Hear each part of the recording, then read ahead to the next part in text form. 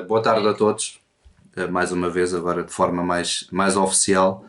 Ahm, Vou aproveitar isto as palavras que a Mariana disse há pouco, quando começou a falar da tradução e da aventura que foi esta tradução do Sonho de Ravana, há 7 anos atrás, para dizer que efetivamente foi uma tradução que começou a ser feita em 2012 e entretanto, por vários motivos, eu também nessa altura estive fora de Portugal, acabou por sair a fase final já dessa tradução, e com a revisão do professor Cleto Saldanha, que muitos de vocês conhecerão, e foi só nessa altura é que saiu, portanto há precisamente 7 anos atrás. Daí essa questão de ser um novo ciclo, ou seja, de estarmos a começar um novo processo relativamente ao Sonho de Ravana, que, tendo em conta aquilo que é a maior dificuldade em relação ao livro, que são alguns temas mais obscuros da filosofia indiana e também a própria história do livro, que é isso que hoje vamos tratar, é mais a parte fascinante da história do próprio livro, ou seja, não a história dentro do livro, não a narrativa apenas, mas como é que surgiu a obra, que personalidades históricas têm vindo a esforçar-se para que a obra chegue ao grande público, e isto até chegar à Nova Acrópole, concretamente ao nosso diretor nacional, ao professor José Carlos Fernandes, que quis ver esta obra traduzida em português, que é uma raridade ver esta obra traduzida, e este curso é uma raridade ainda maior, não é? No sentido de podermos ter 8 sessões dedicadas ao Sonho de Ravana é absolutamente extraordinário, e termos tanta gente a assistir acho que ainda é mais extraordinário, porque tem sido uma obra minimamente, não vou dizer perdida, não é perdida, mas quase que esquecida. Bom, começando pelo início, já chegaremos a essa parte do porquê, quais foram as dificuldades que a obra encontrou ao longo da sua vida, mas começando pelo início, o Sonho de Ravana saiu numa revista da Universidade de Dublin, na Dublin University Magazine, entre 1853 e 1854. O autor é anónimo, isto é a primeira coisa logo com que a pessoa se depara, é o facto de ter saído numa revista que estava associada ao Trinity College, estava associada ao círculo mais intelectual de Dublin. Foi dividida em 4 partes, mas em 2 volumes, ou seja, saiu no volume 42 e 43, de uma revista muitíssimo interessante, foi esta que eu acabei de dizer, que começa por ser política e literária, e vai mudando ao longo do tempo, vai mudando o seu registro para algo mais filosófico, mais voltado para o próprio folclore irlandês, com muita poesia, e que começa, por esta altura do Sonho de Ravana, cerca de 5 anos antes de sair estes 4 artigos, começa a ser salpicada, digamos assim, de alguns artigos verdadeiramente estranhos na época, sobre mesmerismo, hipnotismo, histórias de terror também, que estavam na moda, digamos assim, nesta época específica em que a obra aparece, e que nos ajuda a entender que a obra aparece como resposta ao que se estava a passar na Irlanda neste momento e o que se estava a passar nesta revista específica. E já lá iremos, que haverá ainda a oportunidade de falarmos um bocadinho do contexto histórico, e mesmo do contexto da história, digamos, do ocultismo nesta altura na Irlanda, o que é que se estava a passar, e da importância da obra como resposta, por um lado ao ceticismo, por outro lado ao caos, enfim, místico, vamos chamar-lhe assim, que se estava a ver. No fundo, não muito diferente daquilo que vamos ver na obra de Helena Blavatsky. Acaba por ser um uma introdução, esta obra, O Sonho de Ravana, acaba por ser uma introdução àquilo que Helena Blavatsky vai fazer pouco tempo depois, e já vamos perceber que estão ligados. Portanto, a primeira questão é onde é que a obra aparece. A obra não aparece como livro, aparece numa série de 4 artigos, tendo saído os 3 primeiros de seguida, ou seja, outubro, novembro e dezembro de 1853, e depois a quarta parte, o quarto artigo, que depois vamos chamar quarto capítulo, quando juntamos tudo num livro, só vai sair em abril de 54. Curiosamente, ao que tudo indica, a obra deveria ter sido continuada, ou seja, estes 4 artigos provavelmente teriam um 5º artigo que fecharia a obra. Por algum motivo relacionado com os editores, muito provavelmente, a obra não foi continuada e ficámos com esta pérola, com esta preciosidade, ainda assim uma preciosidade, tendo em conta que é provável que existisse uma parte final que nunca chegou efetivamente a aparecer. Bom, sobre a revista em si, é importante saber que está obviamente relacionada com a época vitoriana, está associada com uma época rica em termos de literatura, ciência, novas invenções, procurar temas novos, misturar a ciência com a religião, ou seja, tudo isto estava a fervilhar nesta altura e é perceptível,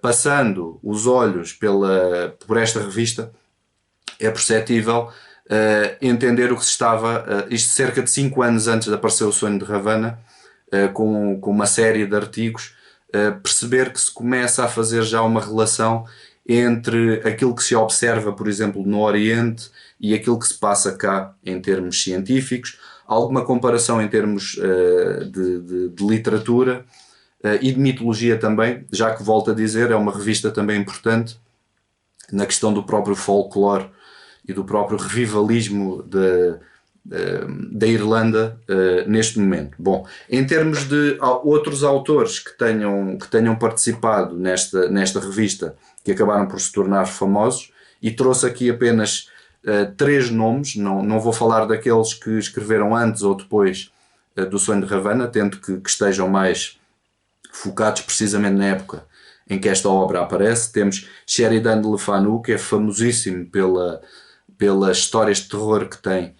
e de mistério, que por vezes se aproximam a alguma forma de esoterismo, mas relativamente leve, naquilo que nos interessa aqui de filosofia esotérica, talvez não seja o mais interessante, mas tornou-se famoso precisamente nesta revista. Foi aqui que começou a escrever e sendo muito próximo dos editores.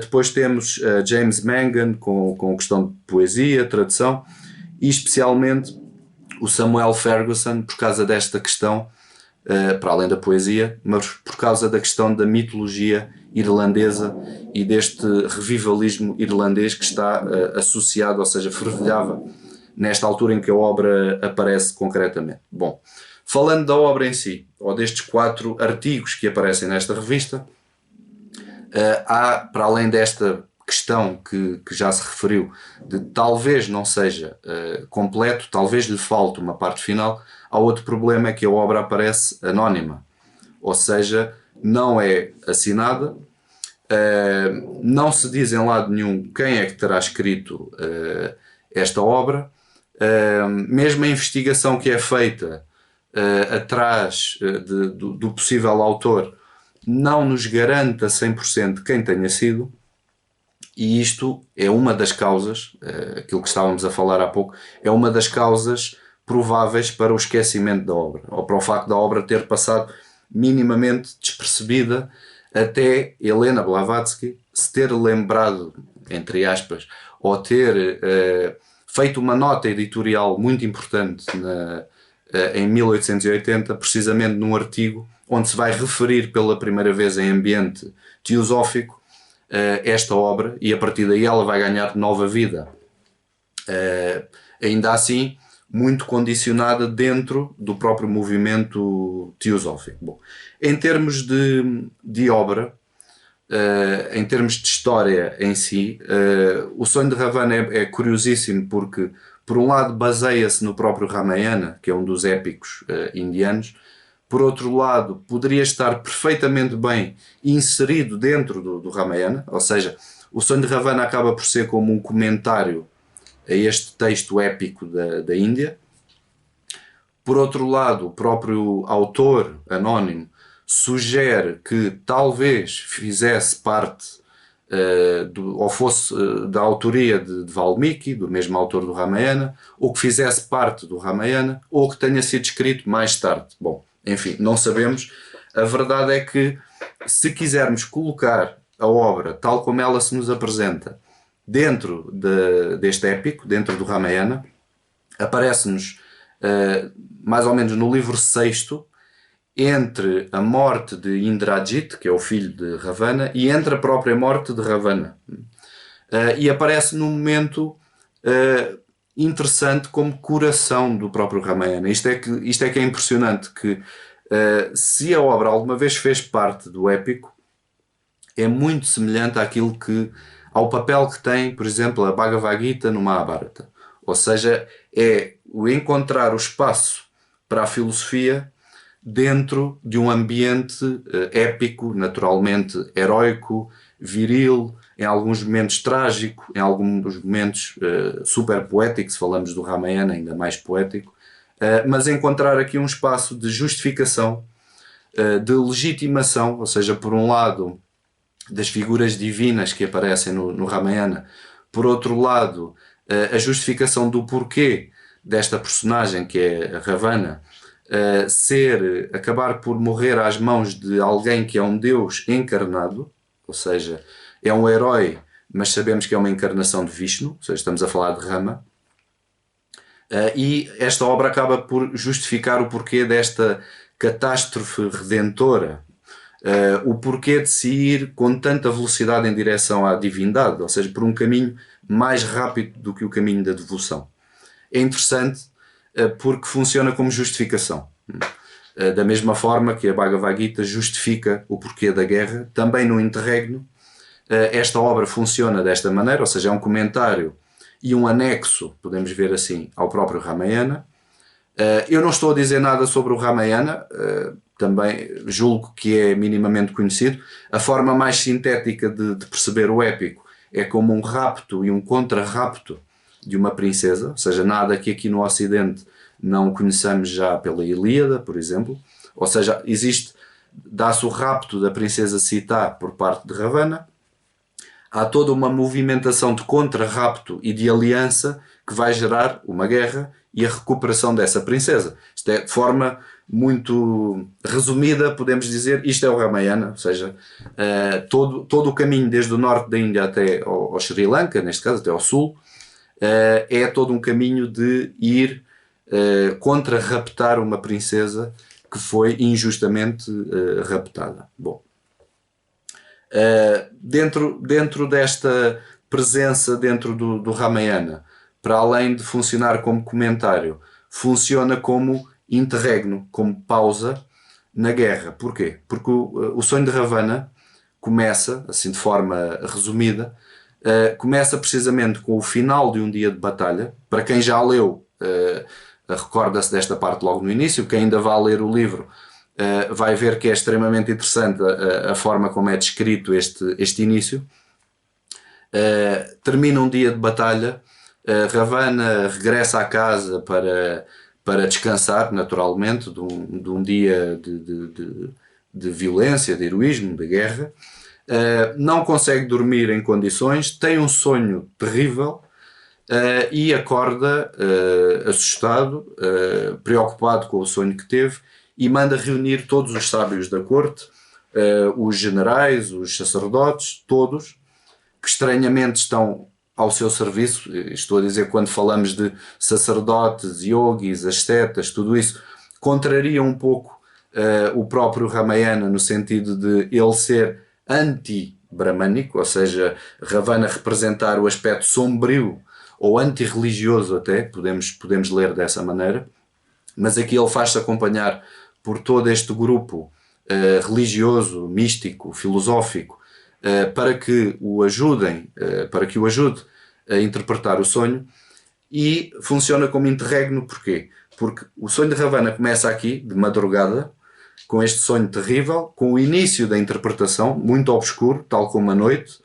ou seja, é difícil compreender o próprio sonho, é difícil compreender as primeiras interpretações que vão sendo do sonho, dadas sobre o sonho, são de caráter místico, filosófico, mas muito estranhas à primeira vista, ou seja, sugerem mais do que aquilo que dizem, e à medida que o dia vai avançando e vai nascendo o sol, aí é que aparece uma personagem final. Isto já estou a saltar para o quarto capítulo do livro, ou para a quarta parte do livro, que já com a luz do sol vai dar a interpretação mais luminosa do sonho que Ravana teve, e uma interpretação que é aquela que tem sido a mais amada ou a mais estudada, no caso da tradição teosófica, tem dado mais atenção precisamente a esta quarta parte, porque é onde aparece depois já a filosofia do Vedanta,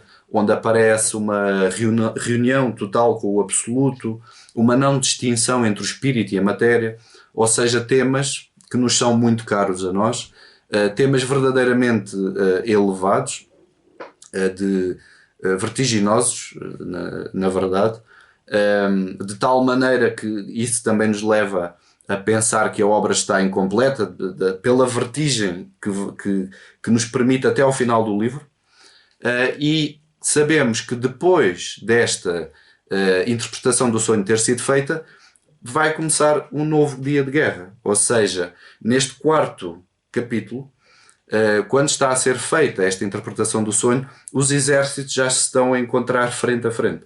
Os exércitos estão-se a preparar nesse momento para mais um dia de guerra. Isto é interessante e não é obviamente gratuito. Volto a dizer, da mesma forma que a Bhagavad Gita aparece da mesma maneira no Mahabharata, funciona como interregno e como justificação, o sonho de Ravana apresenta-se exatamente da mesma forma. Ou seja, há necessidade de uma pausa, há necessidade de encontrar espaço, neste caso para a filosofia e para a justificação moral do que se está a passar, até para a justificação do próprio Ravana, que aqui funciona, volto a dizer, como um aspecto sombrio, aquele que vai ser abraçado pela luz, se quisermos ver assim.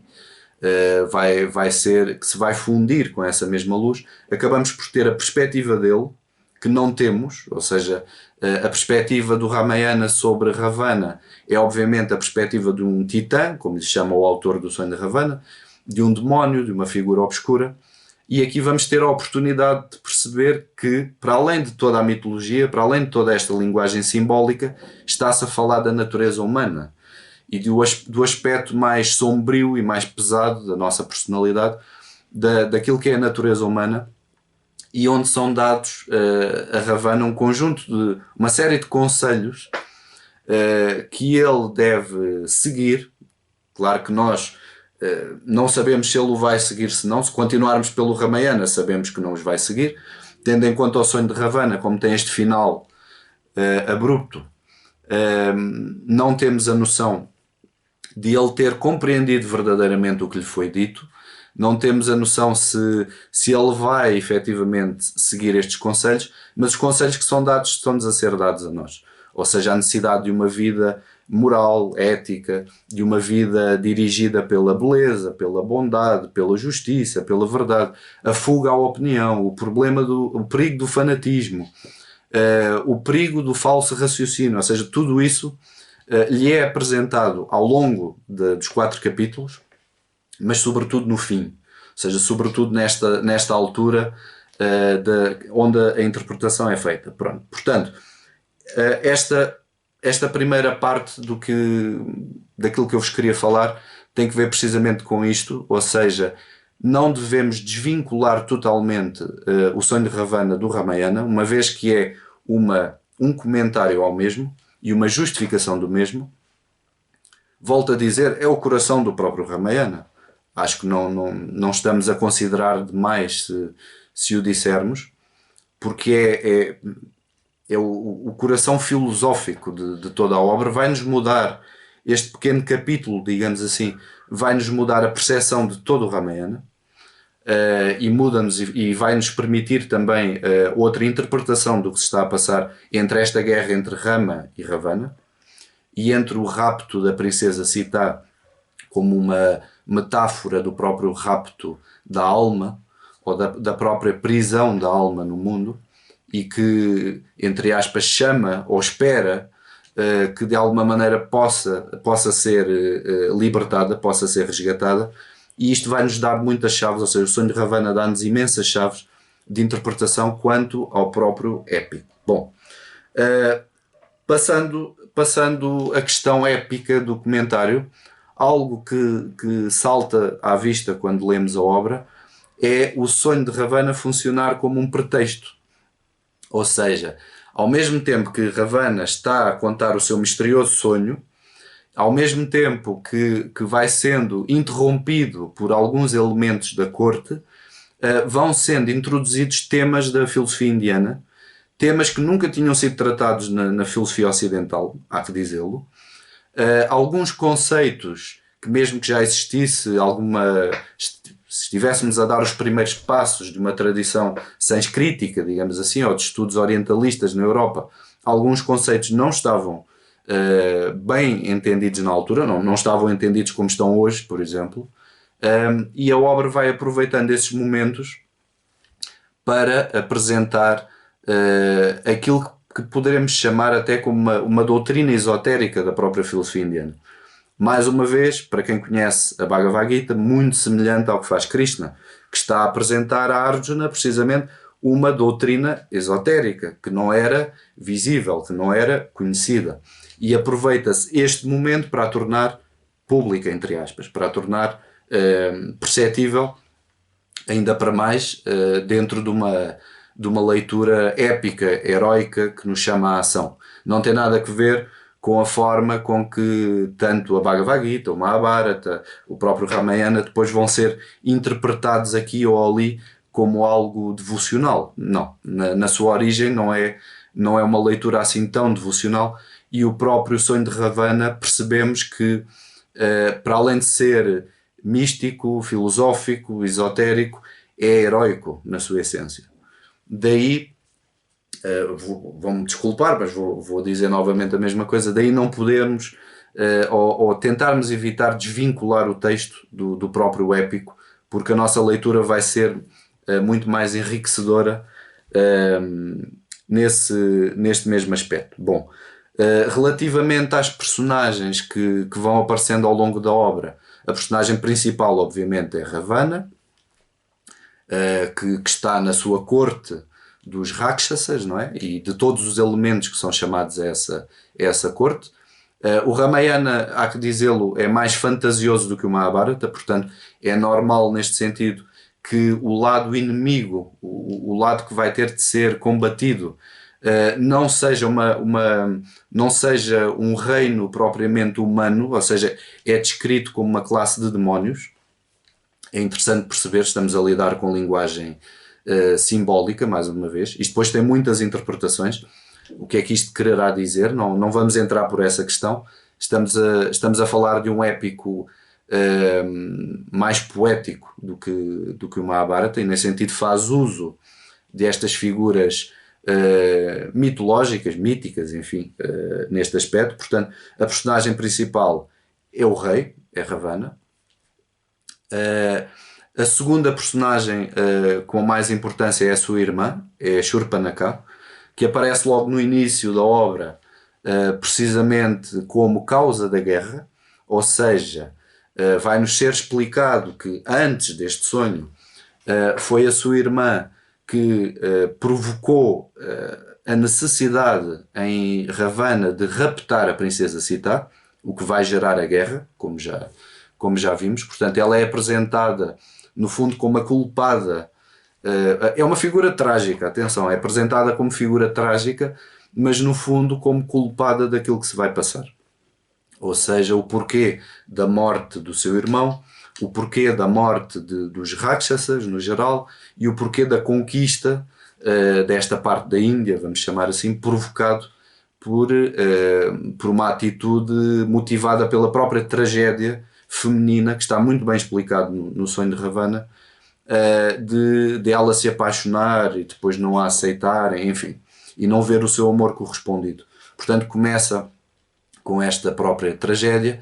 Depois temos também Mandodari, que é a esposa de Ravana, também tem um papel importante durante a obra, em algumas palavras que dizem, algumas interrupções, podemos colocar assim, bastante interessantes na obra, e também por dar a perspectiva feminina do próprio Sonho de Ravana. Portanto, também é interessante explorar nesse sentido. E depois temos a figura de Rama e de Sita, que não aparecem diretamente no Sonho de Ravana, mas vão aparecendo de forma indireta, porque no fundo estão sempre ali, estão sempre presentes, não é? Ela, Sita, porque foi raptada, ele porque veio com o seu exército para a contra-raptar, não é? Para a conquistar. Bom, em termos de novidades, e aqui já vamos começar a entrar também um pouco na importância teosófica que a obra tem. Em termos de novidades, o que é que esta obra trouxe, que a fez ser especial, não é? Ou seja, uma coisa é dizermos é um comentário ao Ramayana, é algo que pode ser inserido dentro do épico. Outra coisa é o que é que trouxe para a Europa. E trouxe algumas coisas, trouxe muitas, mas vou-vos falar só daquelas que considero mais importantes. Trouxe algumas verdadeiramente espantosas. Ou seja, por um lado, é a primeira obra europeia onde aparece o termo Kundalini. Ou seja, algo que depois vai ser esse poder serpentino, digamos assim, oculto, algo que vai ser muito importante em toda a literatura teosófica, e não só, e ainda hoje importante, mesmo na questão de um poder despertado, digamos assim, conquistado através do yoga. Aqui tenho que fazer um parênteses no sentido de este yoga que encontramos na literatura épica não tem absolutamente nada a ver com o yoga que conhecemos hoje, nada. Mas ainda assim, enfim, percebemos que vai havendo uma adaptação e vai havendo uma percepção física, de exercício físico, podemos ver desta forma, que já nasce com o surgimento deste termo e que vai despertar a curiosidade dos leitores e a curiosidade sobretudo dos teósofos, que vão querer ter mais obras, vão querer ver mais textos traduzidos. E isto porque, só para terminar a ideia que iniciei, o yoga não tem que ver tanto com aquilo que conhecemos hoje, ou seja, não tem que ver diretamente com os Yoga Sutras, tem ainda menos que ver com o Hatha Yoga, por exemplo, mas tem que ver, obviamente, com a ideia original, que já está nos Vedas e depois está no Mahabharata e no Ramayana, quando aparece a palavra Yoga, que é a ideia de jugo, a ideia de pôr os cavalos ao jugo. E o que é que isto quer dizer? Não é só pôr os cavalos ao jugo, ainda que esta palavra apareça em ambiente de guerra, no sentido de prepara-te, não é? Vais-te preparar para uma viagem, vais-te preparar para uma guerra, vais-te preparar para um conflito, seja ele interior ou exterior. A palavra que aparece é yoga, põe o jugo. Porquê?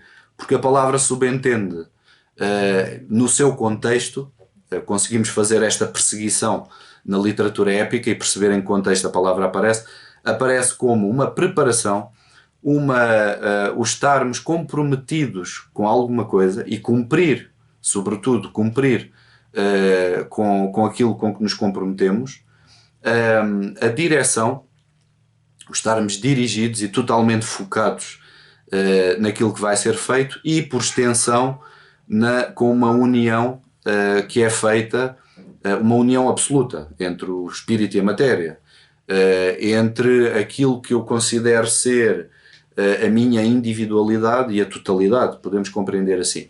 E esta palavra vai continuando ao longo da literatura e vai ganhando um sentido mais prático, ou vai ganhando um sentido do yoga tal como conhecemos hoje. Bom, isto foi só uma pequena nota para se perceber que quando estes termos são apresentados, tanto na literatura épica como no Sonho de Ravana, temos de nos lembrar, estamos a falar de uma filosofia de vida.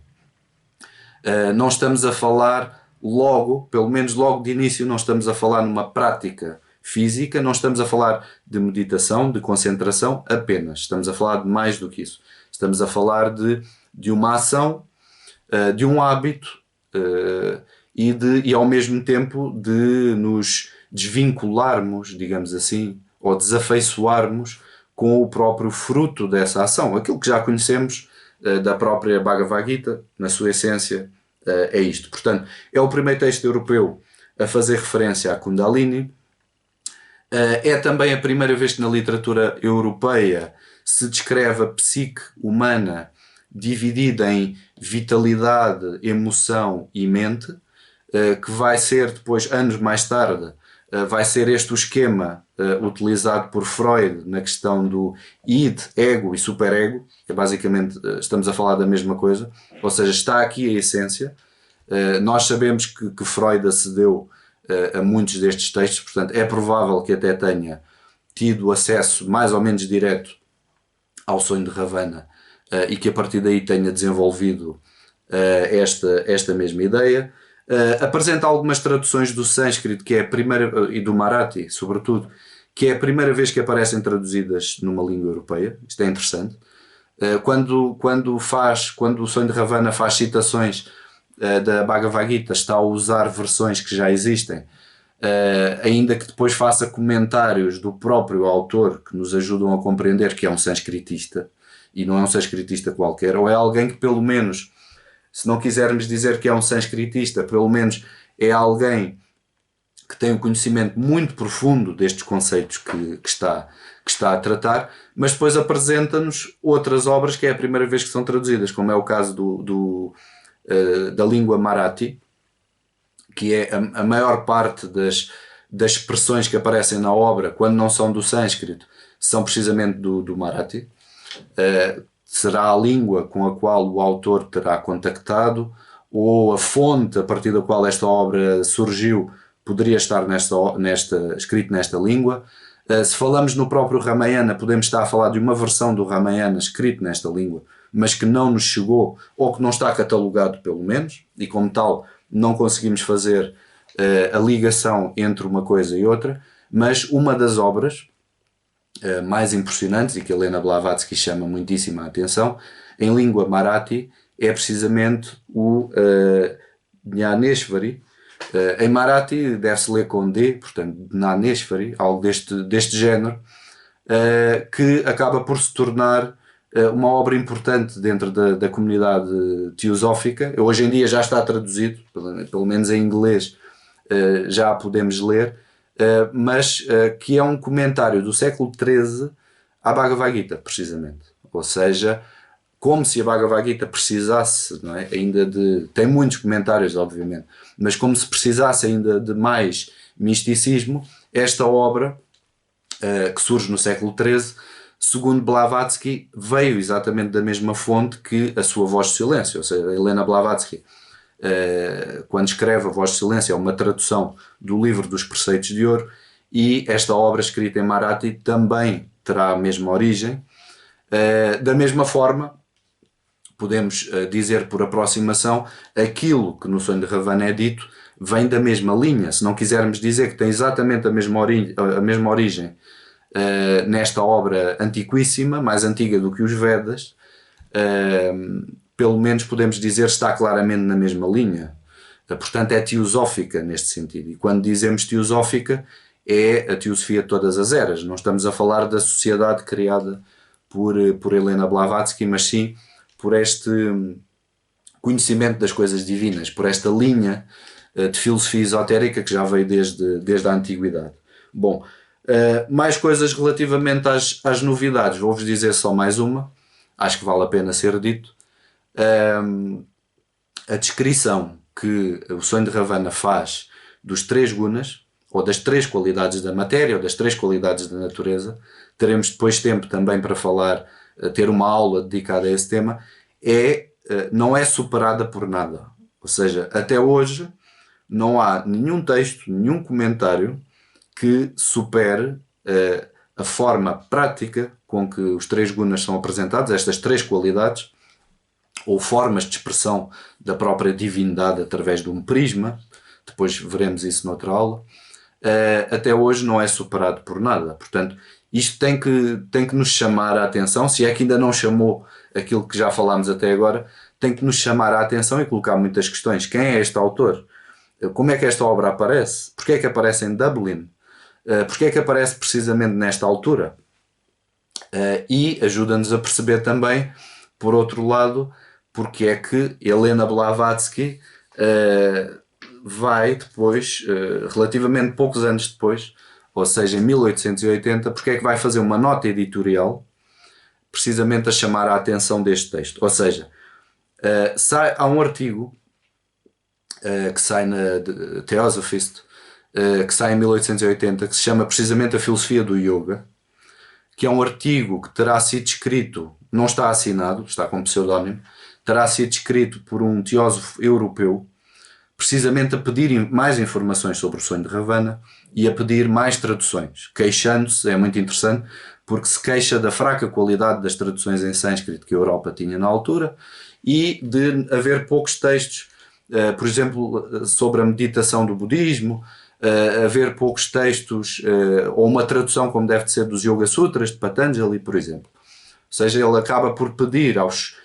teósofos indianos que ajudem os teósofos europeus, que espalhem um pouco mais esta doutrina oriental, e isto acaba por ser feito neste artigo, que vai ser publicado por Helena Blavatsky, com uma nota editorial interessante, chamando a atenção de que o sonho de Ravana tem uma linguagem metafísica própria dos místicos, que quem já enveredou por estes temas teosóficos os vai perceber com alguma facilidade. Quem não entrou nestes temas, no fundo, quem não tem chave, vai passar pela obra sem dar nada por ela, ou sem entender o seu significado. E então funciona perfeitamente bem como obra velada, ou como verdade velada. Ou seja, quem não tenha a chave vai entender como uma obra literária. E como uma obra, para além de literária e muito poética, estranha, no sentido difícil de compreender. Portanto, são necessárias estas chaves. Bom, este pedido que é feito nesta revista e que, a juntar à nota editorial de Blavatsky mais o pedido do teósofo europeu, vão gerar várias respostas ao longo dos anos. Nós vamos ver todas, também não quero abusar da vossa paciência nesse aspecto, mas vai gerar várias respostas e algumas delas muito interessantes, tentando chamar a atenção da importância da obra, dando a entender que a obra é de um teósofo, a obra é teosófica, ainda antes de existir sociedade teosófica, não é? Mas a obra é de alguém que permitiu o surgimento da própria sociedade teosófica, alguém que ensinou Helena Blavatsky e que é por isso mesmo, ou com quem Helena Blavatsky aprendeu e que terá conhecido na Europa, e que precisamente é por isso que ela faz esta nota, por isso é que ela vai fazer isto mais vezes, Helena Blavatsky, mas esta é a primeira vez que expressa esta ideia. E nesses artigos onde se fala do sonho de Ravana é interessante porque se fazem algumas notas onde se diz, para além de dizer que é uma obra teosófica, onde se diz este texto é recomendado para aqueles alunos que querem começar a entrar nos mistérios do Oriente, ou a começar a estudar a filosofia do Oriente, ou ainda para aqueles que se estão a aproximar dos temas que nos são caros, dos temas que nós estudamos, nos temas próprios da teosofia. É uma obra que deveria ser das primeiras, neste caso. E é interessante acompanhar todo este processo. Relativamente ainda a este artigo, a Filosofia do Yoga, este artigo de 1880, há que dizer duas coisas rápidas para começarmos também já a perceber o contexto em que a obra aparece, para além do que já falamos. Que é, por esta altura, para além de existirem pouquíssimas traduções em sânscrito e quase nada de filosofia indiana, aquilo que vão ser os dois pilares, digamos, do orientalismo na Europa, que são duas datas específicas que eu vos trouxe aqui para ficarem com essa informação, que é, em 1879, o início da coleção de Max Muller dos Sacred Books of the East, que devem conhecer, que vai, por um lado, começar a dar uma visibilidade académica, um bocadinho mais popular também, por outro lado, para além da académica, destes textos orientais, e por outro lado, a própria criação da École Pratique des Hautes Études em Paris, que acaba por ser o primeiro centro de estudos orientais na Europa, em 1868. Portanto, estamos a falar de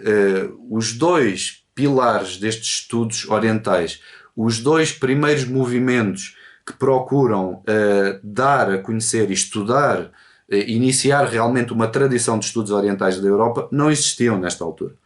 Obviamente temos que falar, em 1875, a própria Sociedade Teosófica, que vai ter depois, nos anos seguintes, um papel muito importante em promover esta literatura oriental da filosofia indiana e, sobretudo, da filosofia esotérica. Mas estamos a falar de um texto verdadeiramente pioneiro, ou seja, um texto que não tem, em termos de orientalismo, não tem nada. O termo orientalismo não é o melhor de todos, mas pronto, tradição oriental não tem nada a que se agarrar. Portanto, é mesmo uma oferta do oculto, digamos assim, ou que pelo menos não conseguimos perceber de onde é que nos chega, precisamente porque vai iniciar, ainda que de forma talvez invisível, mas vai iniciar uma onda por toda a Europa e que nos chega até aos nossos dias. Portanto, somos herdeiros desta obra, toda uma onda de interesse pelos estudos orientais, interesse pelo sânscrito e, voltando àquele termo Kundalini que aparece a primeira vez, até o interesse pelo yoga, pela meditação e tudo aquilo que nos é caro hoje em dia no Ocidente, quando queremos observar certo Oriente. Bom, como vos estava a dizer há pouco, este artigo dos anos 80 é fundador, mas vai ser depois continuado por muitos outros teósofos, sobretudo George Mead. Nós temos uma obra da Nova Acrópole que foi traduzida por ele, que é o Pistis Sophia. Ele é conhecido sobretudo pelos textos gnósticos que tem, mas também por ser secretário pessoal de Helena Blavatsky, e por algo também muito interessante, por ser o editor. Ele era classicista de origem, portanto, por ser o editor dos textos de Blavatsky e por, de alguma maneira, também ajudar na investigação ou na edição final dos textos desta autora, no que diz respeito sobretudo à tradição clássica e às fontes clássicas, e teve um papel importante neste aspecto. E ele é importante para o Sonho de Ravana precisamente porque se vai esforçar. Podemos dizer que, a seguir a Helena Blavatsky, que é a primeira verdadeiramente que se esforça por tornar este texto conhecido, ele vai ser o segundo a esforçar-se, porque vai fazer uma série de conferências a partir de 1895, ou seja, já depois da morte de Helena Blavatsky. Ele vai fazer várias conferências onde vai citar vários passos do Sonho de Ravana, vai comparar com outros temas, vai interpretá-los também, vai colocá-los dentro da linha teosófica. Mais uma vez vai levando para a área dele, para a questão do próprio classicismo, de estudos clássicos no geral. Podemos dizer sem tanto sucesso como merecia. É pena, porque até são textos um pouco, os textos dele, alguns deles, boa parte dos seus textos nem estão todos traduzidos para português, por exemplo. Bom, e nesse caso a Nova Acrópole também, no caso deste texto da Pistis Sophia que eu vos estava a referir, também aqui tem um papel pioneiro de traduzir as obras dele. Ele começa por falar desta obra em conferências que são passadas para artigo, e depois, 2 anos depois, ou seja, em 1897, vai publicar, este George Mead, pela primeira vez, vai publicar a obra em livro. Ou seja, a obra que só existia em revista, que só existia nestes 4 artigos, não é? Daí ao bocado estar-vos a falar da questão 4 artigos, que depois serão 4 capítulos, vai aparecer em livro, publicado pela Sociedade Teosófica, e com um pequeno prefácio dele. E neste prefácio é interessante porque dá a entender claramente, quem faz o prefácio dá a entender que sabe ou pelo menos suspeita, quem é o autor, mas não diz, não é? E então entra num discurso de, independentemente de quem seja o autor, foi sânscritista, foi místico, foi um verdadeiro mestre da filosofia Vedanta, e trouxe-nos uma obra que vai ser especialmente agradável para todo o estudante do yoga. Este prefácio até está traduzido num artigo que o professor José Carlos escreveu, precisamente sobre o sonho de Ravana, onde aparece, que aconselho-vos a leitura, se ainda não leram, onde aparece, está no site nacional, e está precisamente este prefácio em português, e pronto, é um bocadinho mais fácil de ler precisamente o que ele diz, não é? Ser um texto especialmente indicado para místicos, para estudantes do yoga, etc. Bom, avançando um bocadinho, há outro que se vai esforçar também, exatamente no mesmo ano, que é o Charles Johnson, que é um teósofo irlandês e sânscritista. Ele vai começar também uma série de artigos que depois não termina, sobre o sonho de Ravana, e vai dizer algo muito curioso, que nos vai ajudar também a perceber que às vezes temos alguma dificuldade em libertar-nos nós próprios da nossa circunstância. Ou seja, ele é um teósofo irlandês e é um sânscritista, ou seja, que nasceu na Irlanda e passou grande parte da vida na Índia. Ele vai dizer que o autor do sonho de Ravana é exatamente o mesmo. Vai nos dizer o quê? Que o autor do sonho de Ravana é nativo da Irlanda, terá passado boa parte da vida na Índia a aprender sânscrito e que numa fase posterior terá regressado à Europa e aproveitado a revista de Dublin precisamente para expor aquilo que tinha aprendido e expor uma obra magnífica. Bom, veremos que isto não é assim tão certo. É pouco provável que o autor original fosse irlandês, já lá iremos, mas não deixa de ser curioso que ele esteja a refletir-se, tal como todos nós fazemos. Temos muitíssima dificuldade em não fazer isto quando estamos a interpretar uma obra, um autor, uma personalidade, não importa. Temos muita dificuldade em não fazer espelho, e isto também tem que nos chamar a atenção. Bom, portanto, este também é importante neste sentido, porque vai dar uma visão diferente dentro da abordagem teosófica, vai dar uma visão diferente de quem terá sido este autor. Depois, Sriram, Nilakanta Sriram, que é o Marco Aurélio da Sociedade Teosófica, no sentido de o último grande presidente da Sociedade Teosófica, vai dizer algo também espantoso, de se referir ao livro e ao autor como teosóficos. Ou seja, isto já é em 1952, numa obra traduzida, que é O Homem, a Sua Origem e Evolução. Isto está também no artigo do professor José Carlos, portanto, mais uma vez vos convido para lerem esse artigo. E ele vai-nos dizer, de forma indireta, está-nos a dizer que sabe quem é. Ou que está-nos a dizer que é um teósofo. E ao dizer que é um teósofo, está a dizer que há alguém que foi importante, tendo em conta as datas, foi importante para a própria fundação da Sociedade Teosófica e para esta nova forma da teosofia, não é? Que aparece com a Sociedade Teosófica. A partir daqui começa a tornar-se impressionante o que vamos tendo acesso, começando com Sriram e com todo o aproveitamento da literatura anterior, começa a ser tornada pública uma ideia de que terá sido o mestre KH, ou mestre Kutumi, quem terá efetivamente escrito esta obra, ou contribuído, ou formado um grupo de místicos, um grupo de discípulos, melhor dito, em Dublin e noutras cidades, mas neste caso em Dublin, que resultou numa obra que é ao mesmo tempo esotérica, ao mesmo tempo mística, ao mesmo tempo filosófica e ao mesmo tempo, temos de dizer, muito ocidental e até irlandesa, porque faz algumas referências que só um irlandês é que as entende. Portanto, temos de estar perante um conjunto de pessoas. E quando eu digo um conjunto de pessoas, não digo foram vários autores. Digo que houve efetivamente um emissário dos mistérios orientais na Europa, isso é claríssimo, e nota-se por outras partes da Europa, não é só na Irlanda, que terá tido contacto com os editores da revista, e os editores terão de alguma maneira contribuído para alguns detalhes da obra. Isto também é importante.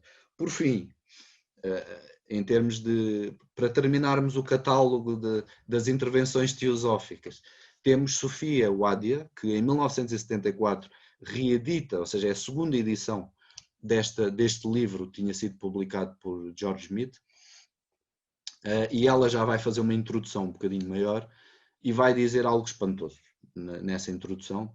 Também os convido, se tiverem tempo, para lerem a introdução dela, porque ela vai nos dizer que uma coisa é certa, nós não sabemos quem é o autor, mas uma coisa é certa, Blavatsky conheceu-o, eles foram conhecidos um do outro garantidamente. Pela forma com que Blavatsky se refere à obra, pelas próprias citações e aproximações que faz na sua Voz de Silêncio. Quem leia O Sonho de Ravana e a Voz de Silêncio vai encontrar muitas semelhanças. E depois vai, obviamente, também chamar a atenção daquilo que já falámos aqui, que é o esforço feito por George Smith, depois de Helena Blavatsky, como seu discípulo direto, o esforço feito de tentar, uma vez mais, que a obra fosse conhecida. Daí ser para nós um privilégio, há 7 anos atrás, termos traduzido a obra e agora 7 anos depois estarmos aqui reunidos, porque estamos a fazer parte da mesma corrente, estamos uma vez mais a esforçarmos-nos para que a obra chegue ao local, ao grande público, mas no fundo é o lugar que merece, ou seja, que seja compreendida. Ainda que saibamos que este tipo de obra, ainda que tenha sido escrita há mais de 160 anos, ainda é muito recente, porque estamos a falar de um clássico, no sentido em que sobrevive ao tempo e demora até ser realmente compreendido e até que sejamos capazes de perceber o que nos sugere, mais do que aquilo que diz. Um detalhe importante que eu não vos disse no início, a obra no original tem o subtítulo Um Mistério, ou seja, O Sonho de Ravana, Um Mistério, que não é o que diz na nossa tradução. Nós pusemos um tratado místico da Índia, no sentido de se perceber mais facilmente do que é que trata, mas o facto de dizer que é um mistério já nos está a dizer isto. Está-nos a dizer que a obra sugere muito mais do que diz. A obra produz, como que o mar, não é?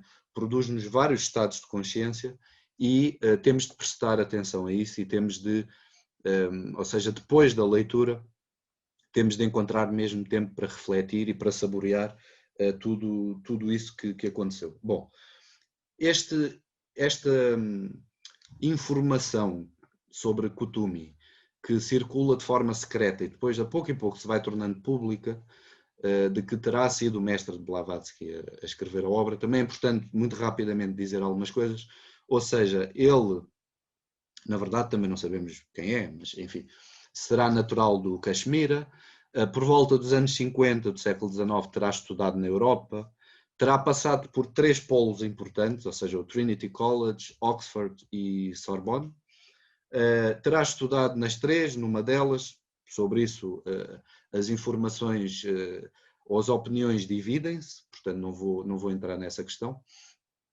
Terá estudado na Europa, sim, e terá feito núcleos, pequenos núcleos volto a dizer, discípulos, ainda que depois na Irlanda sejam chamados os místicos, mas enfim, um grupo de discípulos, e é conhecido por vários nomes, incluindo na Alemanha, por exemplo, é conhecido por vários nomes na Europa, pelos vários sítios por onde ele vai passando, e é uma figura verdadeiramente impressionante, se pensarmos, enquanto mestre de Helena Blavatsky, se pensarmos que foi alguém que Helena Blavatsky acompanhou depois da Europa, de volta, digamos assim, ou em direção ao Oriente, onde foi colher boa parte daquilo que depois nos transmitiu a todos, como nós sabemos, o caso da doutrina secreta, a Isis desvelada e a voz de silêncio. Bom, aquilo que eu vos tinha prometido no início é importante falar um pouco sobre o contexto.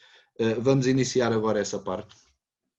Julgo que acaba por ser talvez a parte mais interessante também desta primeira obra, ou seja, perceber em que contexto a obra aparece, o que é que acontecia na Dublin University Magazine, o que é que acontecia na Irlanda e o que é que se estava a passar também em termos de esoterismo, para percebermos que a obra aparece caída do céu, mas aparece bem dirigida. Isto é interessante, ou seja, aparece como para dar resposta a uma situação caótica, podemos chamar-lhe assim, que se vivia na Europa. Bom, o movimento mais importante, esotérico, ocultista, que tínhamos na altura, na Europa, mas na Irlanda, e quando pensamos na própria revista, tendo em conta as referências que são feitas, é aquilo que conhecemos como mesmerismo, ou magnetismo animal, também aparece com este nome, que foi fundado, ou foi o nome dado à filosofia de Franz Mesmer, de um alemão, e que no fundo trata, de uma forma muito prática e sintética, trata a percepção de uma energia, digamos assim, universal, uma força vital universal que preenche todas as coisas, que leva todas as coisas ao seu objetivo e que deve ser compreendida, estudada e não pode ser bloqueada. Sendo bloqueada, isto em termos práticos, essa vitalidade sendo bloqueada gera doenças e outro tipo de problemas. Bom, isto é a parte pública do mesmerismo. Enquanto filosofia de vida, que na minha opinião é bem mais interessante, tem que ver precisamente com a percepção daquilo que é o nosso dever, daquilo que é a nossa natureza e dos vários obstáculos que vamos encontrando ao longo do caminho e o que é que esses obstáculos nos fazem se não forem superados. Ou seja, isto é uma leitura. Portanto, temos este movimento e temos esta tradição que começa a aparecer na revista de Dublin e que vai estar muito associada ao hipnotismo e tudo isso. Qual é que é o problema que nasce daqui? É que não o Mesmer em si, mas os seguidores dele, normalmente é assim, é isto que vamos vendo, nem sempre a interpretação é a melhor, os seguidores dele vão dar extrema importância à questão do hipnotismo usado como cura, ou usado na cura dos pacientes, e muita importância, um transe, enfim, uma forma de sonambulismo, e vão começar a perceber que estes estados hipnóticos geram uma outra visão, geram contacto inclusivamente com seres de outras dimensões, com cascas, o que quer que seja, com ecos do passado daqueles que já passaram aqui pela Terra, e começam a prestar muita atenção a isto. Ora, temos de pensar que mais ou menos na mesma altura, ou seja, em 1840, está a nascer o chamado espiritualismo nos Estados Unidos, com as irmãs Fox, e em 1850 está a nascer com Allan Kardec o espiritismo. Não é? Portanto, isto vai assentar que nem uma luva, vai colar muito bem. Quando falamos de espiritismo, falamos também do movimento que nasce como movimento filosófico também, que tem o seu interesse inicial muito elevado, mas vão começar a derrapar, ou seja, tal como o mesmerismo vai derrapar por dar demasiada importância à questão da hipnose, dar demasiada importância à importância da crença, à importância da crença na cura, por exemplo, e da visualização, etc. Aquilo que hoje em dia também é moda outra vez, tem aqui as suas raízes.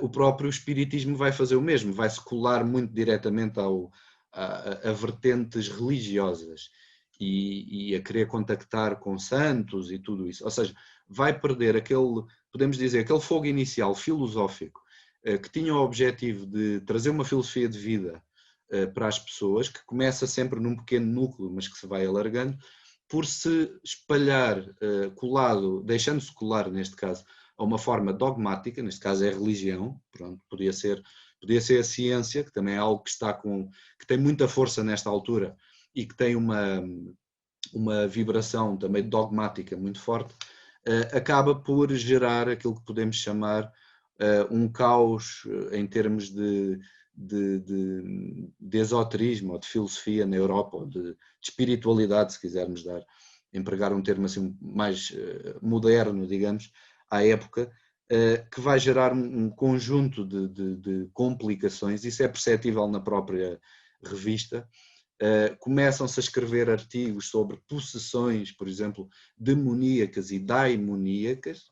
Há uma diferença, ou seja, em termos de não ser propriamente uma possessão por um espírito mau, mas por algo que podemos entender como positivo, uma forma de entusiasmo, não é? De ter Deus dentro. Isso começa a ser estudado de forma algo dogmática também, há que dizê-lo, porque é comparado com a ciência, ou seja, há uma tentativa de perceber a histeria, algumas doenças, a córea saltatória, a dança de São Vito, enfim, a epilepsia, tentar compreender estas doenças que são muito rítmicas e muito repetitivas, compreendê-las como a perspectiva científica daquilo que são as possessões e aquilo que é observado durante as sessões e do espiritismo, por um lado, e durante também o hipnotismo.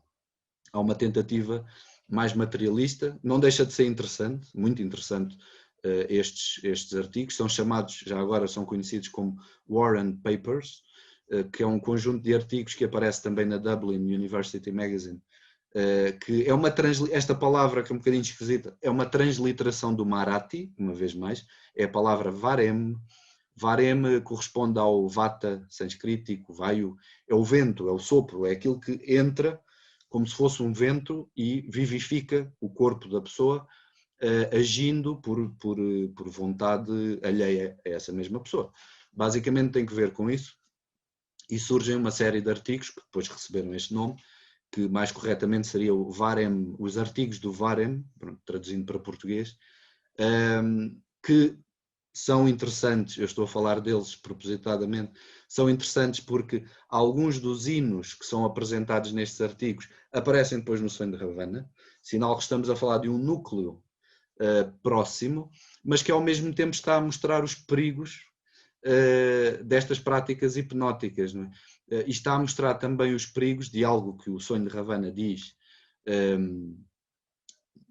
indiretamente, mas dos perigos do desenvolvimento dos siddhis, ou os desenvolvimentos do poder, os poderes da personalidade, os poderes físicos, digamos assim, através de práticas de ascetismo. Isto é chamado a atenção precisamente no quarto capítulo do Sonho de Ravana, e que dá-nos a entender aquilo que depois vamos ouvir de Helena Blavatsky, por exemplo, já para não falar da própria Bhagavad Gita, não é?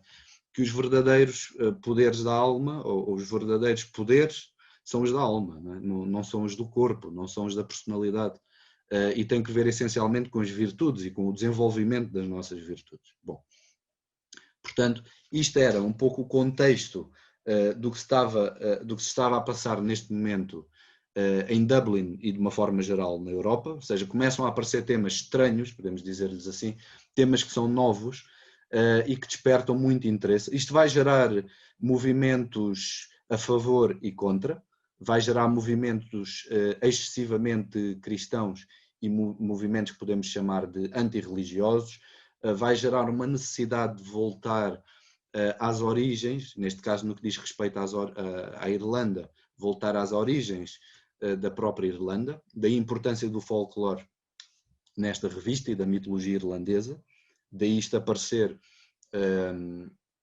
com alguma intensidade nesta época, e por outro lado outras formas de, podemos chamar, neopaganismo, inclusivamente, que se começam-se a levantar na Europa também nesta altura. Portanto, dito isto, eu vou reforçar um bocadinho a ideia de há pouco.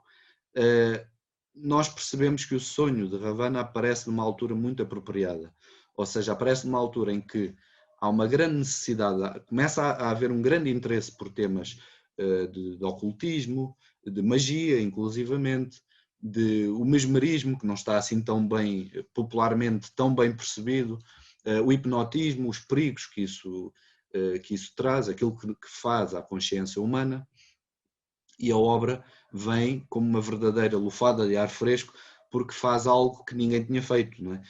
Traz a tradição oriental diretamente para a Europa, ou seja, vai à raiz, neste caso. Não vai aos textos do Renascimento, não vai aos textos clássicos aqui do Mediterrâneo, vai diretamente à tradição indo-europeia, ao sânscrito, buscar elementos filosóficos, metafísicos, que são verdadeiramente inovadores, como alguns aspectos que vimos assim muito superficialmente, mas pronto, já ficaram com essa nota. Espero depois, quem tenha a oportunidade de ler o livro, de depois saborear também de que maneira é que isto é feito pelo Sonho de Ravana, não é?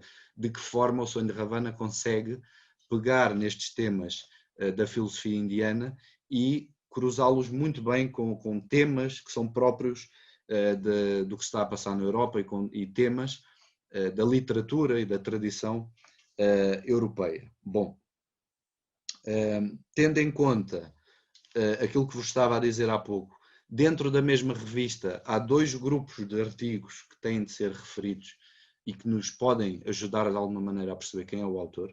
Os primeiros são esses tais Warren Papers, que eu tinha referido há pouco. São artigos essencialmente, são escritos entre 1848 e 1851. Volto a dizer, nestes artigos aparecem hinos e notas de rodapé que vão ser reutilizados no Sonho de Ravana. Portanto, provavelmente estamos a falar do mesmo grupo editorial, vamos chamar-lhe assim, os mesmos editores, para não dizer o mesmo autor, porque os textos são francamente diferentes. Ou seja, estes Warren Papers são textos muito científicos e muito religiosos, podemos também entender assim, ou seja, muito diferente do Sonho de Ravana. O Sonho de Ravana é altamente eclético, não está aprisionado de nenhuma forma, nem de ciência, nem de religião. E estes textos, de alguma maneira, demonstram que há uma inclinação religiosa, porque comparam as possessões demoníacas ou daimoníacas da Índia com aquilo que aparece no Novo Testamento, por exemplo. Faz um uso muito alargado da literatura médica que existia na altura para justificar o porquê. Relata inclusivamente casos vistos na Europa e na Índia daquilo que popularmente se poderiam chamar de possessões, casos de hipnotismo, enfim, com outros resultados para além do expectável. É muitíssimo interessante, é uma pena não termos traduzido para português, mas pronto, está disponível online em inglês, na mesma revista exatamente onde aparece o Sonho de Ravana, e é extremamente interessante porque tudo aquilo que vai ser a literatura posterior sobre estes temas de possessão e tudo mais, já aqui está, já tem aqui a sua origem. Por outro lado, há um conjunto de artigos que têm de ser referidos, que são também mais ou menos da mesma época, são quase todos de 1852, portanto estamos a falar um ano antes da publicação do Sonho de Ravana, que são chamados os Slingsby Papers, porque Slingsby é o nome pelo qual o autor, que é o John Waller, assina, que era o editor da revista Dublin nesta altura, ou seja, era ele quem fazia a revisão, quem escolhia os textos, portanto estamos a falar de alguém, este sim claramente sabia de onde é que veio o Sonho de Ravana, não é? E que escreveu uma série de artigos com este pseudónimo, Slingsby, daí ter dado o nome a estes artigos, que é uma série deles, onde aparecem 3 que temos mesmo de falar sobre esses 3 artigos, porque são demasiado suspeitos para não falarmos sobre eles. Ou seja, um ano antes de sair o Sonho de Ravana, que é uma obra, vou repetir a ideia só para não nos esquecermos dela, de um emissário dos mistérios orientais que estava pela Europa nesta altura, portanto, um ano antes desta obra ter saído, temos 3 artigos na revista de Dublin que se chamam Um Serão com os Místicos, ou seja, tem este título, o título vai variando um bocadinho, é um serão com os místicos, outro serão com os místicos, mais um serão com os místicos, enfim, anda um pouco à volta disto, que é o quê? É descrito como uma sociedade secreta. É dito que estes místicos, esta sociedade de místicos, se reunia à noite, que as pessoas pensavam que eles se reuniam para jantar, mas que na realidade eles se alimentavam in nubile, ou seja, nas nuvens, eles não comiam cá na terra, que é algo interessante, e reuniam-se para uma espécie, isto é curioso, para uma espécie de embriaguez espiritual. Ou seja, nós ao lermos estes artigos, fazendo uma leitura rápida, parece que estamos perante um grupo de místicos, por um lado, de escritores, poetas, por outro, que se reúnem para cantar, para dizer poemas, para contar histórias, para fazerem, para construírem de improviso hinos extraordinários, como é o caso de um hino ao trabalho que aparece lá, que é um género de ora e labora, no sentido de... é um hino ao trabalho, claramente, desde que o sol aparece, tudo na natureza trabalha. Portanto, a melhor forma de orar é trabalhar. E o hino é espetacular e é toda à volta, precisamente desta ideia. E como este, há outros. Ou seja, portanto, estamos a falar de um grupo que se reúne, que fala de temas direta ou indiretamente esotéricos, temas filosóficos fala de certeza.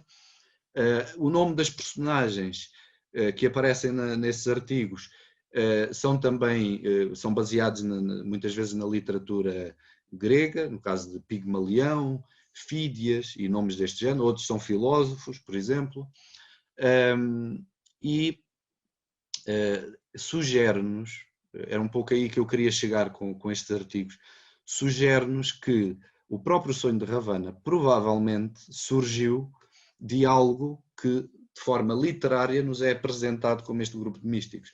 Ou seja, há realmente alguém que reuniu à sua volta um grupo de discípulos, transmitiu algo realmente inovador e que isto depois foi produzido ou foi passado a texto. Bom, dentro destes artigos aparecem outros que vale a pena serem referidos. Aparece, por exemplo, um sonho mesmérico, onde há uma descrição muito parecida com o que aparece no sonho de Ravana, isto do mesmo autor, precisamente, do Waller, onde o próprio autor é posto a dormir por um místico alemão, logo aqui também nos chama a atenção, porque sabemos que o mestre KH também foi conhecido na Alemanha. Há um místico alemão que o põe a dormir e que ele faz uma viagem através de um templo onde encontra fragmentos de uma obra perdida e tenta ler os caracteres hieroglíficos muito difíceis de compreender e tudo mais, e ao mesmo tempo que está a dormir vai relatando o que está a ver. Neste artigo não há nada de interpretação simbólica, não tem nada assim que nos chame propriamente a atenção, mas faz-nos recordar logo o que é dito no início do sonho de Ravana, precisamente. Onde o próprio autor já nos está a dizer o que está a fazer com a obra, que ele diz é um conjunto de fragmentos que vamos tentar aqui reunir. É isto que é dito logo no início do livro. Portanto, acaba por ser dentro, se pensamos que ele é o John Waller, se pensamos que ele é o editor da revista nesta altura, se vemos que ele é um poeta aclamado na época, que escreveu variedíssimos poemas que foram utilizados em canções, por exemplo, da época, que era dado e de que maneira este tipo de temas, porque escorrega rapidamente por temas que numa revista tão respeitável como a Dublin University Magazine e tão científica, à partida teríamos alguma cautela no sentido de como é que isto está a ser dito. Estamos a falar de alguém que não é que seja um mestre, não é que seja verdadeiramente sábio, não é isso que eu estou a dizer, ainda que seja muito impressionante, sobretudo se observamos a capacidade de trabalho que tem e a quantidade de obras que publica e a quantidade de línguas que sabe. Isto é sempre, destes autores que nós vamos perseguindo no século XIX, é sempre espetacular e quase incompreensível, não é? O que é que se passou, entretanto, para os grandes da nossa sociedade já não serem assim? Bom, leva-nos sempre a pensar sobre isso, mas alguém que efetivamente contactou com o mestre. E talvez estes tais Slingsby Papers talvez sejam um reflexo mais ou menos cómico, mais ou menos popular, mais ou menos filosófico de aquilo que se estava a passar neste momento na Irlanda. A verdade é que este grupo de místicos, mais tarde, vai ser descrito como um grupo literário do qual não se sabe nada, ou seja, talvez tenha existido um grupo de místicos que se reuniam para escrever, é isto que é dito, mas não se sabe nada sobre eles. Portanto, é provável que seja uma capa, ou é provável que seja um véu sobre o que realmente aconteceu na Irlanda. E o que aconteceu, e o que terá acontecido foi que realmente alguém com um grande conhecimento destes temas de filosofia esotérica e destes temas da metafísica indiana esteve em Dublin e esteve muito próximo deste círculo, digamos, mais erudito, não é? da revista Dublin e do Trinity College e destes autores que eu vos tenho estado aqui a falar. Este John Waller, peço desculpa, Francis Waller, ele também tem outros artigos, também vos chama a atenção disto, ele usa outros pseudónimos noutros artigos e há dois que claramente nos saltam à vista. Estamos a falar isto antes de 52, 51, 52. É o Filaletes, né? Ou seja, o amante da sabedoria, que é um termo mais teosófico que isto não há. E o outro é um dos místicos, ou seja, assina um dos artigos como por um dos místicos. Quer dizer, isto é impressionante o que está a passar nesta altura. Também vos tenho que dizer, aproveitando o que falámos no início e aquilo que a Mariana também referiu no início, de ser uma obra que teve uma longa viagem, tanto na sua tradução como até agora, que durante estes 7 anos temos tido a oportunidade de ler muita coisa na revista de Dublin, perceber algumas que vale a pena perseguir, outras que não vale a pena perseguir, mas alguma coisa de muito extraordinário se passou em torno do sonho de Ravana. Uma coisa é certa, não há mais nada na revista de Dublin que se compara ao sonho de Ravana, isso não há. Podemos dizer, cita-se a mesma referência, o mesmo hino, a mesma nota de rodapé. Há aqui qualquer coisa que é dito que nos chama a atenção, dizer, isto é teosófico, isto está muito próximo deste tema, mas nada chega, nem de perto nem de longe, ao nível que tem o sonho de Ravana. Portanto, isto gera muitas interrogações, esta questão específica da obra e do autor e do papel que esta revista teve nesta altura, mas ajuda-nos a fundamentar aquilo que temos vindo a falar até agora, que é, por um lado, é uma obra que vem como resposta, vem agitar, por um lado, as águas, por outro lado, vem acalmar aqueles que, sinceramente, aqueles que com sinceridade estavam à procura de alguma coisa verdadeira, que não se contentavam com hipnotismos e coisas do estilo, nem com possessões ou com, enfim, sessões do espiritismo e tudo mais, ou seja, vem dar um alento a estes leitores e, por outro lado, vem comprovar que houve, na cidade de Dublin e na Europa em geral, houve um grupo que se reuniu à volta de um sábio, aquilo que temos estado a chamar o emissário dos mistérios do Oriente. Bom, depois há outra referência muito curiosa, que também descobrimos mais recentemente, que já aparece em 1931, aparece numa revista que é World Theosophy, aparece numa revista teosófica, precisamente, que é um artigo de Aldhaus. Ele é famoso, ele é um clérigo, mas é famoso por contar assim umas histórias teosóficas, assim, aquilo que às vezes aparece como anedotas teosóficas, de umas histórias, algumas delas até um bocadinho assustadoras, enfim, serve quase como entretenimento. E ele apresenta-nos um artigo que ele diz que retirou das notas pessoais do autor do Sonho de Ravana. Isto é impressionante, não é? Não sabemos se é verdade, se não é, e na realidade não sabemos muito bem a quem é que ele se refere, porque ele diz que este artigo que aqui se apresenta, que o título do artigo é Haunted, assombrado, o artigo que aqui se apresenta foi escrito por alguém que já morreu ainda antes de eu ter nascido, que era conhecido por Reverend Dr. A, ou seja, traduzindo à letra, o Reverendo Dr. A, e não diz mais nada. E diz que terá sido alguém que passou algum tempo ou que esteve associado à igreja de Clonmitten, na Irlanda, e não diz mais nada sobre isto. Depois conta uma história, estas notas que ele transcreve são impressionantes, porque as notas contam um episódio que se passou nesta igreja de Clonmitten, onde este tal Dr. A é visitado por um místico, e esse místico apresenta-se como aquele que tem a melhor, ele é conhecido por ter a melhor biblioteca de ocultismo da Europa. É pena não conseguirmos saber quem na altura teria a melhor biblioteca de ocultismo da Europa, mas tem que nos pôr de sobreaviso, não é? De quem é que se estará a falar, que vai ter com este tal Dr. A para pedir ajuda. Porquê? Porque, apesar de ser um mago, um místico e tudo mais, desenvolveu os tais siddhis, ou seja, desenvolveu os tais poderes da personalidade que não são os poderes mais interessantes, né? Ou pelo menos não desenvolveu os mais interessantes, as virtudes, como estávamos a ver há pouco. E vai-lhe pedir ajuda porque desenvolveu a capacidade de ver cascas elementais, aquilo que se chama comumente espíritos, etc., mas que não são nada simpáticos e que vive atormentado porque está constantemente a ser importunado, não consegue dormir, os sonhos são terríveis, não sabe o que é que há de fazer.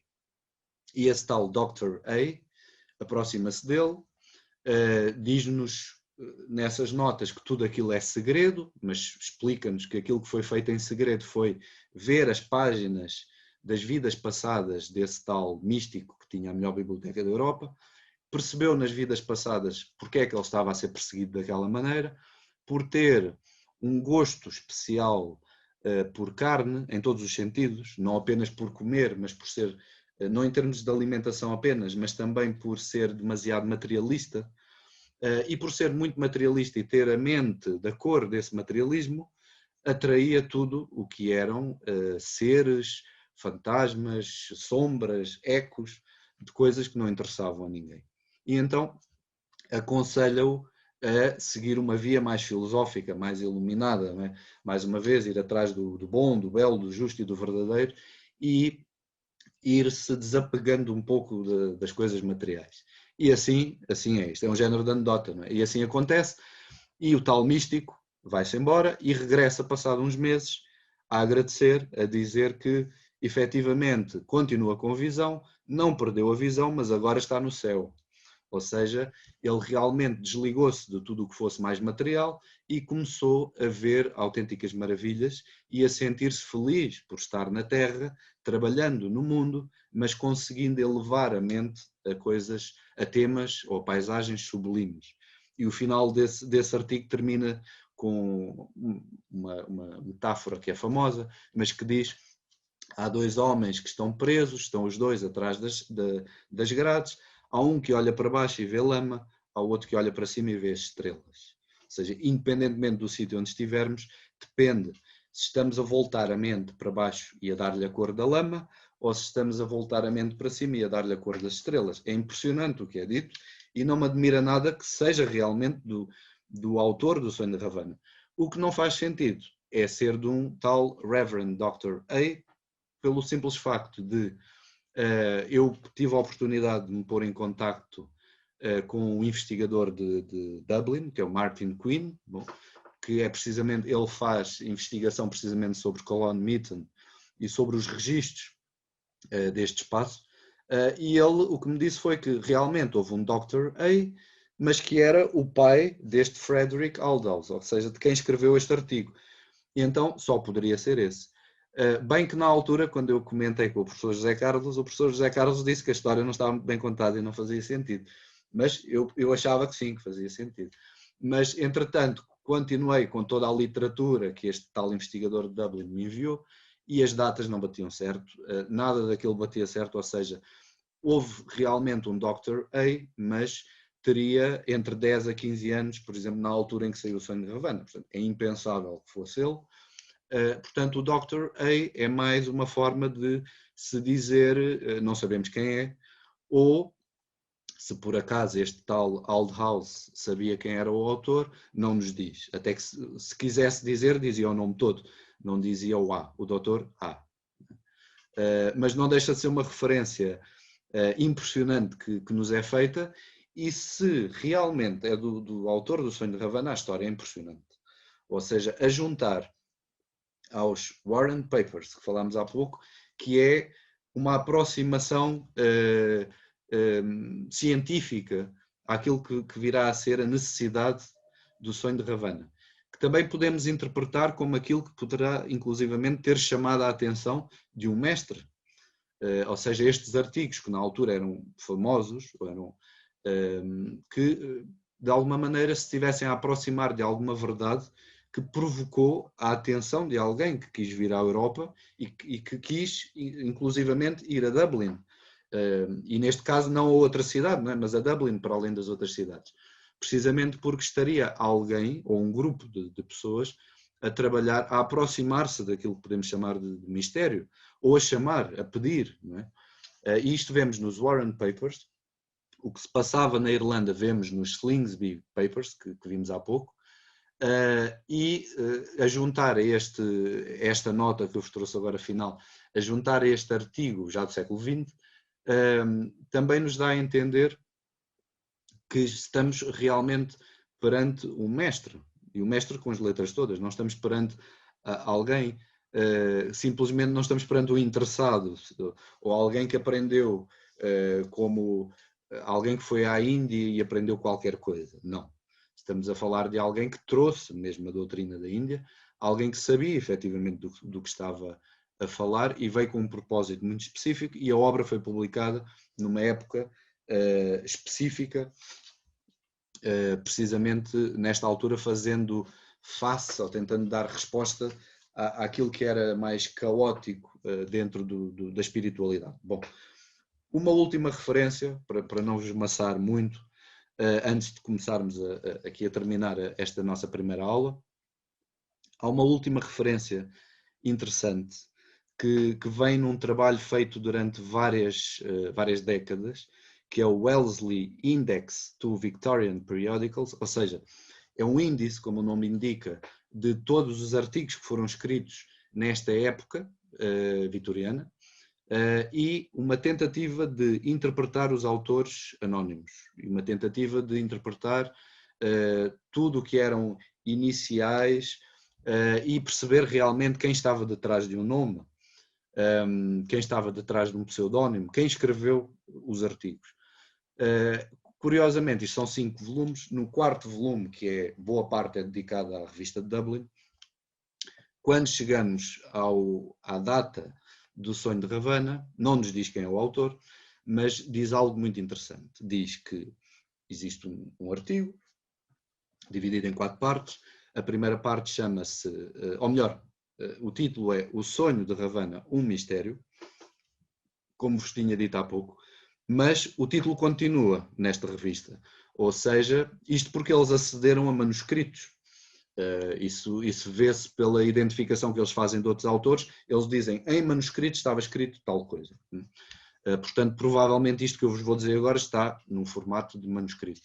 E eles dizem, para além deste título, o subtítulo é Secção do épico sânscrito Ramayana, escrito por tradutor e comentador desconhecido. Bom, não nos ajuda em nada. Mas não deixa de ser interessante, porque a maior parte dos outros artigos da revista de Dublin são bem identificados, e estes artigos específicos, estes 4 artigos do Sonho de Ravana, não são, ou seja, são de um tradutor e de um comentador, que nos dá que pensar, obviamente, se pensamos que foi alguém que traduziu originalmente do sânscrito uma parte, e outra já sabemos, já falamos, traduziu do Marathi, e por outro lado, alguém que comentou estas mesmas fontes. Portanto, está-nos a dizer já algo sobre o autor, alguém que tinha real conhecimento sobre isto. Por outro lado, está-nos a dizer claramente, é uma secção do Ramayana, ou seja, faria parte em alguma, vou-lhe chamar versão, em alguma versão do Ramayana, teria feito parte do próprio Ramayana. Isto é-nos dito pela própria revista. Mais do que isto não nos diz. Praticamente o mesmo, ou menos ainda, é dito sobre os tais Warren Papers. Né? Diz autor desconhecido, não diz mais nada. Aí não há cá tradutor, nem comentador, não se sabe quem é. Enfim, neste aspecto da autoria, continuamos na mesma, ou seja, mais de 160 anos depois continuamos sem saber quem é o autor. Alguém há de saber, ou alguém soube de certeza. Este John Waller, que falámos há pouco, sendo editor, soube de certeza.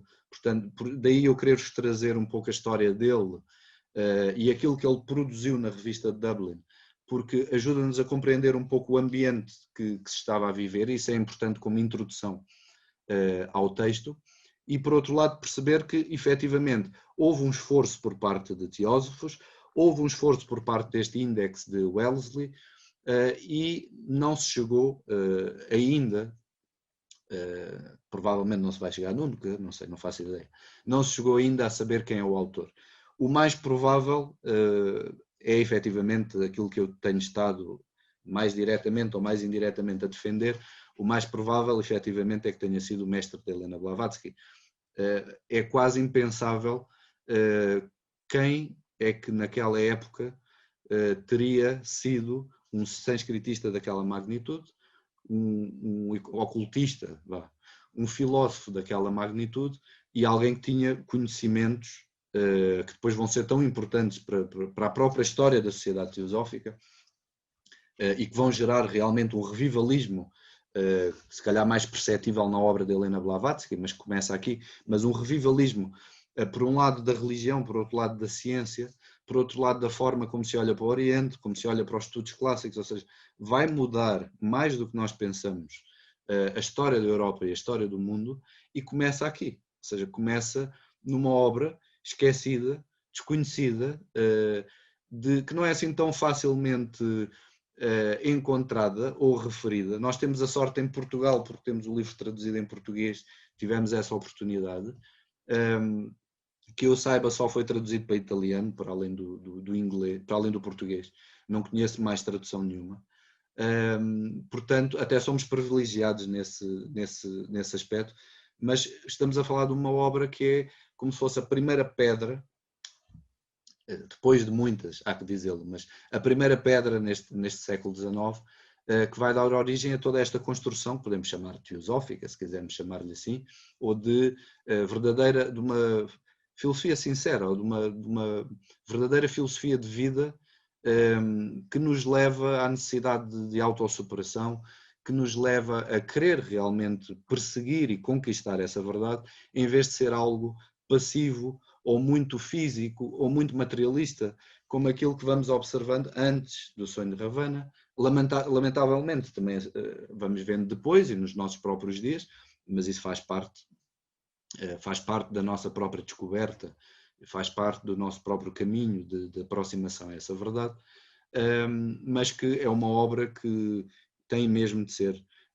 mais conhecida do que é, mais falada do que é. Felizmente vamos ter a oportunidade de ver mais questões sobre a obra de forma mais profunda, não tão técnica como vimos hoje. Eu hoje dei-vos mesmo os dados de quando é que apareceu, quando é que foi referido, que importância terá tido, enfim. Lamento se exagerei um pouco, se puxei um pouco, pedi demais a vossa paciência, mas realmente é uma obra fascinante, fascinante de ler e reler, muda-nos, falo por experiência própria. Eu, tendo tido o privilégio de, há muitos anos, de a ter traduzido, é como se a tivesse lido muitas vezes. Portanto, sou mesmo privilegiado nesse aspecto, mas é uma obra que, lendo e relendo e pensando sobre ela, altera-nos, muda-nos, transforma-nos realmente. E deixa-nos num estado muito elevado, um estado de reencontro, podemos dizer assim, connosco próprios, ou seja, uma certa nostalgia até, ao ler a obra. E eu há pouco estava-vos a falar daquelas ondulações que na descrição do sonho a obra tem. É que a obra até isso tem de genial, é que entra em temas muito profundos da filosofia indiana, temas complexos de compreender, mas depois vai havendo umas histórias anexas ou umas interrupções que até são cómicas. Para quem leu, recorda-se desses detalhes. Até é cómico, na altura, perante uma situação trágica, obscura, volta e meia, o Madhavi Panza, que é o bobo da corte, digamos assim, que aparece na obra, volta e meia põe-se a dizer umas coisas um pouco impertinentes. O problema é que isto choca toda a Assembleia, não é? E faz rir também a Assembleia, e faz rir o leitor, obviamente. A grande questão é que estes momentos cómicos, que são de um humor refinado, não é um humor qualquer, a verdade é que nos trazem de volta à realidade. Ou seja, por um lado, a pessoa é levada, sabe Deus para onde, pela o voo que a obra faz, na sua parte, digamos, filosófica. Por outro lado, é repentinamente, de repente, puxada à terra. Tem de dar de caras com a realidade. E o dar de caras com a realidade tem muito que ver com esse aspecto da parte humorística que aparece dentro do Sonho de Ravana, que faz lembrar um pouco aquilo que diz Helena Blavatsky, esta é a sala da tristeza, ou seja, através da piada apresenta-nos aquilo que não, na realidade não tem piada nenhuma e que é muito impertinente. O facto dele criticar, por exemplo, numa altura específica, critica as esposas que preferem o dinheiro, obviamente isto vai indignar toda a gente. A seguir ele tenta dizer, não, os homens também não são grande coisa, porque os amigos também são falsos amigos, ou seja, canções, poemas, podemos dizer assim, cantados, muito impertinentes, mas que obrigam, por um lado, a fazer uma interrupção na descrição do sonho, que já estava a ir por um caminho muito elevado, dá-nos possibilidade a nós, como leitores, de respirar, e por outro lado está a fazer uso de algo tipicamente épico, que é a importância que o riso tem na literatura épica, que normalmente aparece em momentos de muita tensão. É como nós na nossa vida, não é? Perante o trágico, perante o difícil, por vezes há necessidade de rir. Quando as coisas já não poderiam estar piores do que estão, como às vezes dizemos. Há necessidade de rir para enfrentar, para ganhar espaço, para preparar para novo embate, podemos dizer assim. Isso aparece, este tipo de situação aparece na Ilíada e na Odisseia, normalmente é sempre o deus Hefesto que provoca este riso nos deuses, mas aparece numa obra que conhecemos bem, que é a própria Bhagavad Gita, quando Krishna se ri daquilo que Arjuna está a dizer. Nós até ficamos escandalizados, não é?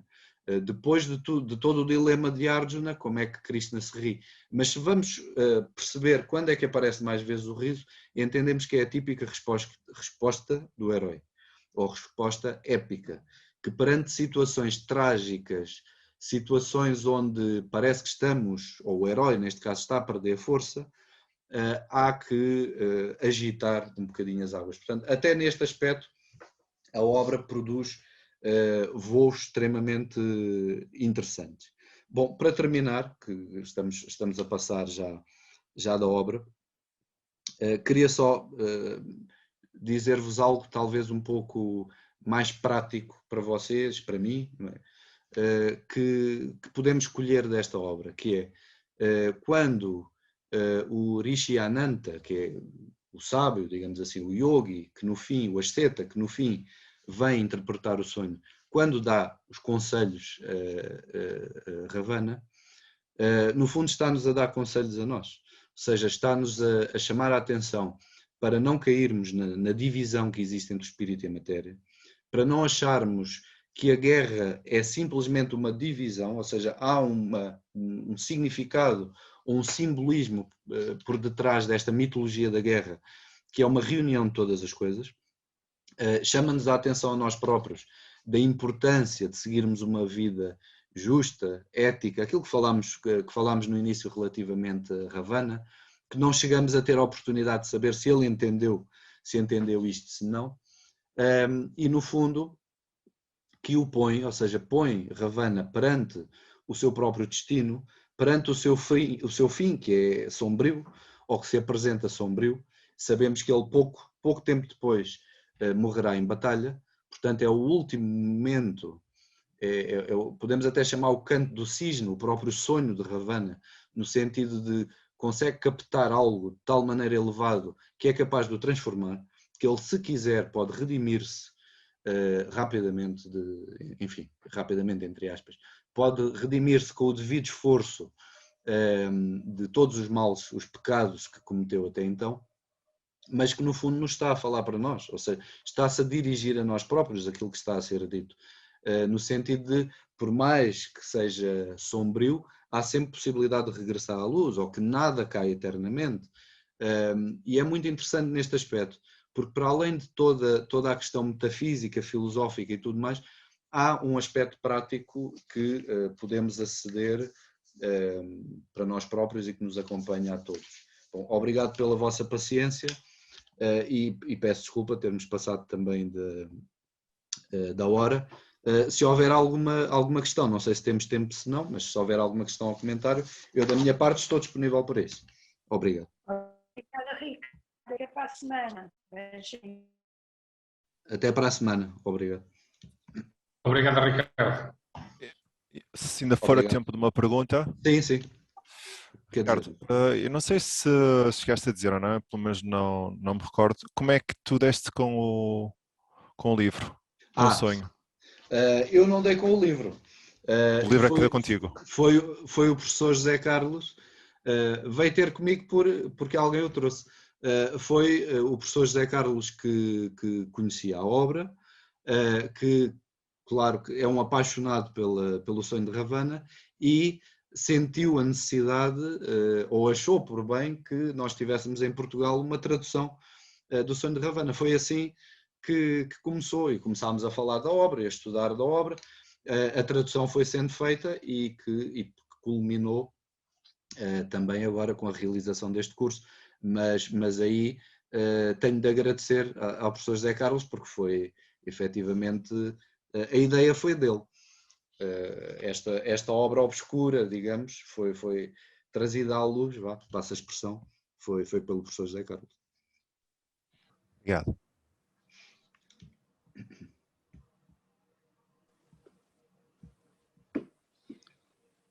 Não sei. Ricardo, Sim? posso fazer uma perguntinha pequena? Sim. Obrigado pela explanação, foi fantástico, gostei muito. Gostava era de saber o seguinte, porque é que se diz que a obra está incompleta, sendo, ou seja, está truncada no fim, falta-lhe o fim ou falta uma parte no meio? Estou a fazer esta pergunta porque, bom, se foi um mestre, se esteve a mão de um mestre, o mestre só queria que a gente soubesse mesmo só isto, não é? É uma excelente pergunta e agradeço, porque realmente foi algo que não, no meio de tanta coisa que há para dizer sobre o Sonho de Ravana, acabámos por não entrar nessa questão. Ou seja, primeiro porque o fim, a quarta parte do livro termina de forma abrupta, ou seja, há um voo da interpretação do sonho, começa-se a entrar numa circunstância onde até quem está a falar pensa para si próprio que se calhar já não está a entender muito bem o que está a dizer, já é tão metafísico que já ele próprio não se entende, e termina assim neste momento. Isto é um dos motivos pelos quais se acha que a obra não está completa, ou seja, porque não é dada uma conclusão ao sonho e não é, dentro de um contexto épico, seria expectável que estaríamos à espera de certeza que se fizesse a transição para a batalha. Ou seja, que da mesma maneira que o livro começa, quando acaba um dia de batalha, seria normal terminar com Ravana completamente transformado por aquilo que ouviu e transformado pelo sonho, a ir para um novo dia de batalha. Isso não desaparece. E depois porque há outra questão. Logo no início do Sonho de Ravana, diz-se que levanta algumas suspeitas aquilo que se diz sobre o futuro Estado da Índia. Ora, em momento nenhum do Sonho de Ravana se diz nada sobre o futuro Estado da Índia. Portanto, isto leva-nos a crer que é provável que a obra fosse para ter mais uma parte, provavelmente que a concluísse, e por algum motivo, por vontade dos editores, por vontade do mestre, por vontade do autor, o que nós quisermos, isso não foi feito. A verdade é que a obra é apresentada até como um manual de estudo, ou seja, tem tanta informação e tanto que nos dá a possibilidade de reflexão, que é mesmo, pode ser usado como manual de cabeceira, no sentido de manual de estudo, e que efetivamente se calhar disse demais, ou disse só o que podia ter sido dito. Não mais do que isso. Mas obrigado por ter feito a questão, porque é uma questão importante realmente.